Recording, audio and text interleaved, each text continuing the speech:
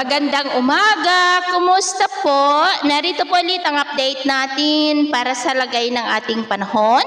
Ngayong umaga po ng March 6, 2026. Sa ngayon po ay patuloy pa rin na may aktibong sama ng panahon sa labas ng Philippine Area of Responsibility at gaya ng inyong nakikita ay nakakabuo na po yan ng sirkulasyon. Pero sa atin naman pong wind map forecast, posible yan nakikilos bahagya pakanluran pero posible rin na lilihis dahil po yan sa presensya ng amihan pero atin lamang pong babantayan ang development yan lalo na at nasa malayo pa kaya asahan pa rin natin ang mga biglaang pagbabago. Sa ngayon, ang amihan ay nakakaapekto pa rin hanggang dito sa northern part ng Northern Luzon at easterlies ang hangin na umiihip sa nalalabing bahagi ng silangan ng ating bansa.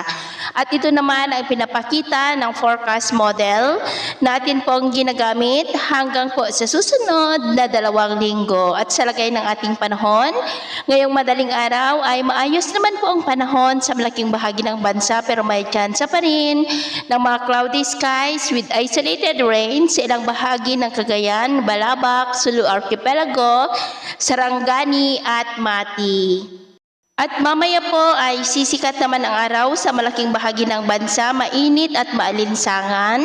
Pero may chance pa rin ng cloudy skies with isolated rains, lalo na po sa ilang bahagi ng Babuyan Islands, ilang bahagi ng Cagayan, Sulu Archipelago at Eastern Samar. At mamayang hapon, may chance pa rin ng cloudy skies with isolated rains, lalo na po sa ilang bahagi ng Cagayan Valley, ilang bahagi ng Samar, Catanduanes, Sulu Archipelago at Zamboanga Peninsula. Kaya kung lalabas tayo sa ating mga tahanan, ugaliin lamang po natin lagi ang magdala ng kahit anong panangga natin sa init ng araw at proteksyon na rin po sa mga biglaang buhos ng ulan. At sa atin naman pong mga baybayin, maalon po ngayon sa silangang baybayin ng ating bansa na ang mga alon ay posibleng aabot hanggang po sa 1.5 to 2 meters height. Hanggat maaari ay iwasan na po muna natin ang papalaot dyan sa mga may kulay pula para mas makaiwas sa mga sakunang pangkaragatan.